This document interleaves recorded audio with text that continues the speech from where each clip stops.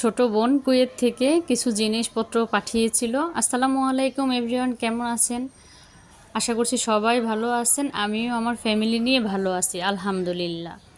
তো ছোট বোন জিজ্ঞেস করলো, আপু তোমার জন্য কি পাঠাবো? তখন আমি বললাম কিছুই দরকার নেই। তারপরেও ছোট বোন অনেক কিছুই পাঠিয়ে দিল, তেল, সাবান, শ্যাম্পু, বাচ্চাদের জন্য কিছু চকলেট। তো প্রিয় মানুষটা আসলে কিছু পাঠানোর দরকার হয় না। সে যখন ভালো থাকে, সুস্থ থাকে, তখন সেই জিনিসটাই সবচেয়ে বড় জিনিস। তো আমাকে বারবার বলছিল যে আপু তোমার জন্য কি পাঠাবো। তো আমি কিছুই বলি নাই, কারণ আমার মনে হয় যে কিছু বলার দরকার হয় না। সে না চাইতেই দেখেন কত কিছু পাঠিয়ে দিয়েছে, আমি কিছুর কথাই বলি নাই। তো এগুলো বের করে নিলাম। চকলেটগুলো মূলত বাচ্চারাই খাবে, ওরা চকলেট খেতে পছন্দ করে। তো আমি এগুলো বের করে নিচ্ছিলাম এজন্য। এর আগের একটা ভিডিওতে আমি ডিটেলসে অনেক কিছুই পাঠিয়েছিল, সেগুলোর ভিডিও দিয়েছিলাম। তো আপনারা দেখে আসতে পারেন। আর এখানে মূলত আমার দায়িত্বে যেগুলো রাখার দরকার ওগুলো আমি নিয়ে এসেছি। এগুলো রাখবো, ফ্রিজে রেখে দিব, বাচ্চারা যখন মন চাইবে তখন চকলেট বের করে খাবে। তো ছোট বোন থেকে কিছু নেওয়ার থেকে যখন কিছু পাঠিয়ে দেই তখন সবচাইতে বেশি ভালো লাগে আমার কাছে, যেটা মনে হয়। তো এজন্য আর কিছু নেওয়ার প্রয়োজন আমার মনে হয় না, দিতে পারলেই মনে হয় ভালো লাগে। যখন কেউ যায় আমি কিছু পাঠিয়ে দিতে পারি তখন আমার কাছে অনেক ভালো লাগে। তো এই তো আমি এগুলো বের করে নিচ্ছিলাম। বাচ্চারা বারবার বলছিল চকলেটগুলো বের করো দেখি। ওরা এক কথায় বলতে গেলে চকলেট লাভার, ওরা খুব পছন্দ করে চকলেটগুলো খেতে। সারাদিনই দেখা গেছে ফ্রিজ থেকে বের করে ওরা যখন মন চায় তখন খেয়ে ফেলে।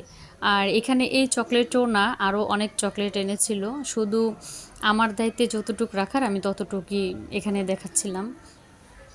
তো ছোট বোন ভিডিও কলে ছিল, ও দেখলো যে সব কিছুই মোটামুটি ঠিক আছে, ঠিকভাবে এসে পৌঁছাতে পারলো। ও এই জিনিসগুলো দিয়ে অনেক হ্যাপি, অনেক হ্যাপি ছিল ও, যা বলার ভাষা নেই।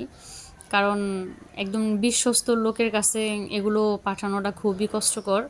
তো ওই রকম একজন লোক আল্লাহ পাক মিলিয়ে দিয়েছিল, তার কাছে এগুলো পাঠিয়ে দিল।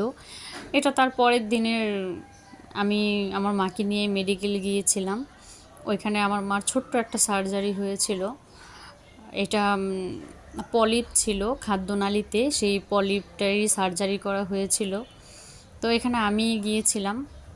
আর এই তো আমাকে ভিতরে রেখে তারপরে সার্জারিটা করা হয়। তখন আমি মোটামুটি ভয় পেয়ে গেছিলাম যে আমাকে সামনে রেখে করবে, ব্লাড বের হবে, আমি ভয় পাবো।